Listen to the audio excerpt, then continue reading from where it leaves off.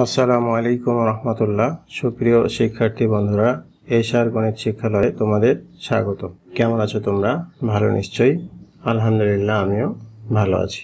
আজ আমি তোমাদের চতুর্থ শ্রেণীর গণিত বিষয়ের তোমাদের মূল বইয়ের 33 পৃষ্ঠার অঙ্কগুলো সমাধান করে দেখানোর চেষ্টা করব ইনশাল্লাহ। এর পূর্বের ভিডিওতে আমি 33 পৃষ্ঠার 7 পর্যন্ত অঙ্কগুলো সমাধান করে দেখিয়েছিলাম। আশা করি তোমরা সেই ভিডিওগুলো দেখেছো এবং অঙ্কগুলো বুঝতে পেরেছো। আর যারা নতুন তারা আমার চ্যানেল থেকে পূর্বের ভিডিওগুলো দেখে আসতে পারো, তাহলে তোমাদের জন্য বুঝতে সুবিধা হবে।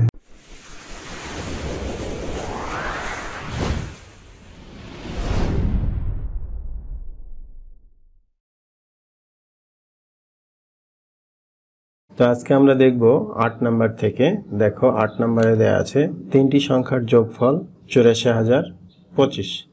তাদের মধ্যে দুইটি সংখ্যা 12,450 ও 37,865 হলে তৃতীয় সংখ্যাটি কত? তো এখানে তোমরা এই অঙ্কটি করার জন্য তোমরা এভাবে লিখতে পারো যে, যেহেতু এখানে দেখো তিনটি সংখ্যার যোগফল দেওয়া আছে আর দুইটা সংখ্যা দেওয়া আছে, আমরা আগে দুইটা সংখ্যাকে যোগ করে নিয়ে তারপরে তিনটি সংখ্যার যোগফল থেকে দুইটি সংখ্যার যোগফল বিয়োগ করলেই কিন্তু আমরা এর সমাধানটা পেয়ে যাব। তো তোমরা প্রথমে লিখবে 8 নাম্বার দিয়ে যে এখানে 12,450 12,450 আর 37,865, এটাকে এই দুইটাকে প্রথমে যোগ করবে। তো যোগ করলে দেখো এখানে 5, এখানে 5 আর 6 11, 1 হাতে থাকলে কত? 1, 8 আর 4 12, 13 3 হাতে থাকলো 1, 7 আর 2 9, হাতে রেখে 10 0 হাতে থাকলো 1, 3 রেখে 4, 4 রেখে 5। তাহলে আমরা এখানে পেলাম 50,315। এখন লিখবে যে তিনটি সংখ্যার যোগফল।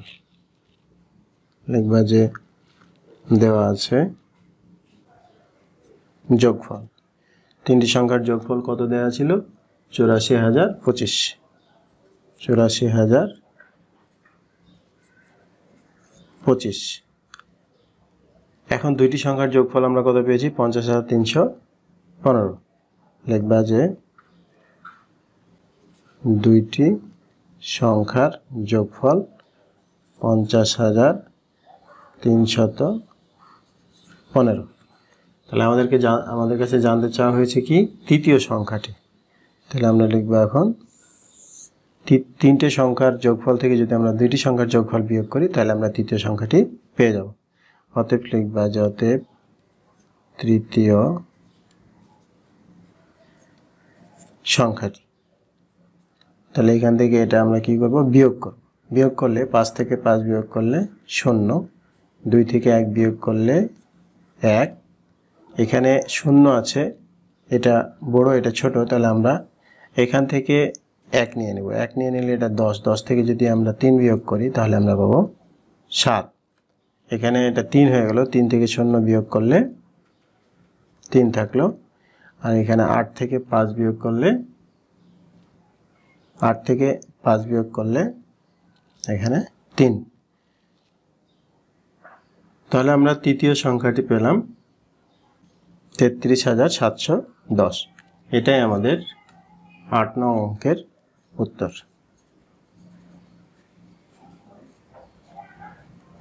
এরপরে দেখো 9 নাম্বার। 9 নাম্বারে দেয়া আছে গীতা অপেক্ষা শিহাবের 390 টাকা বেশি আছে, শিমুল অপেক্ষা গীতার 470 টাকা কম আছে।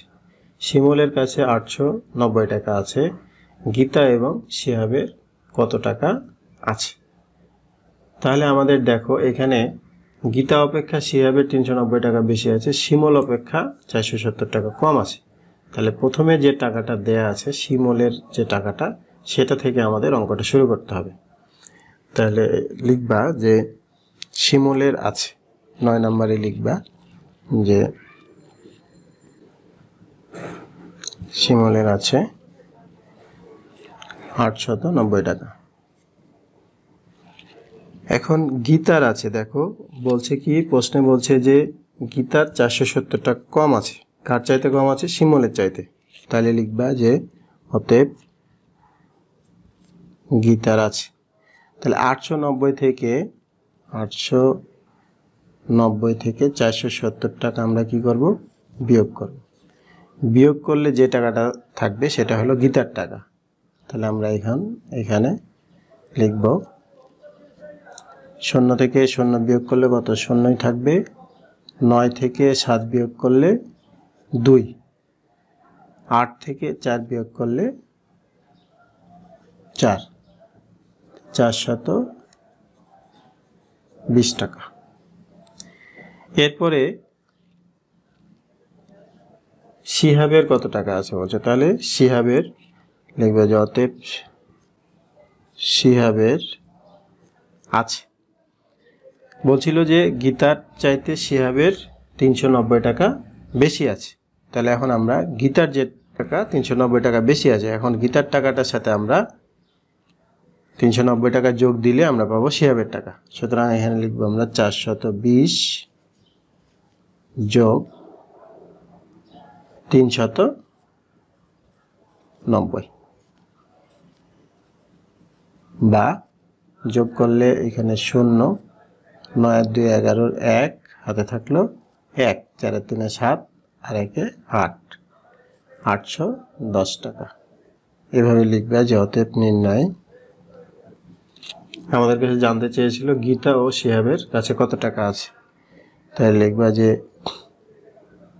গীতার 420 টাকা এবং শিহাবের 810 টাকা। এটাই কিন্তু উত্তর। তো শিক্ষার্থী বন্ধুরা, তোমরা ভিডিওটি পুনরায় দেখবে এবং অঙ্কগুলো অনুশীলন করবে। আশা করি তোমরা বুঝতে পারবে। আর যদি কোথাও বুঝতে সমস্যা হয় তাহলে তোমরা কমেন্ট সেকশানে জানাবে, আমি উত্তর দেওয়ার চেষ্টা করবো ইনশাল্লাহ। আর যদি ভিডিওগুলো ভালো লাগে তাহলে লাইক, কমেন্ট ও বন্ধুদের মাঝে শেয়ার করতে পারো, যেন তোমার মতো অন্যরাও উপকৃত হতে পারে। আজ এই পর্যন্তই, কথা হবে পরবর্তী ভিডিওতে। সেই পর্যন্ত মহান আল্লাহ তাআলা আমাদের সকলকে ভালো রাখুন। আল্লাহ হাফেজ। আসসালামু আলাইকুম ওয়া রাহমাতুল্লাহ।